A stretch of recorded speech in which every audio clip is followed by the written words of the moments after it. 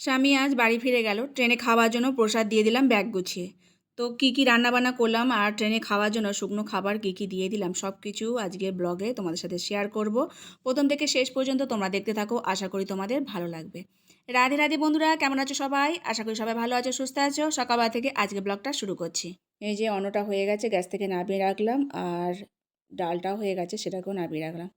সবজি বানাবো, তো আজকে করব বাঁধাকপি। প্রভুজি আজকে চলে যাবে, তো সেই জন্য খেয়ে যাবে, আবার একদিন ট্রেনে থাকবে, তার মানে খাবার দাবার গুছিয়ে দিয়ে দেবো। তবে মানে এত ঠান্ডাতে, কুয়াশা দেখছো কেমন, এত ঠান্ডাতে তো অন্ন তো নিয়ে যেতে পারবে না, সেই জন্য অন্ন আর দেবো না, শুকনো খাবার দেবো যাতে রাস্তায় খেতে পারে।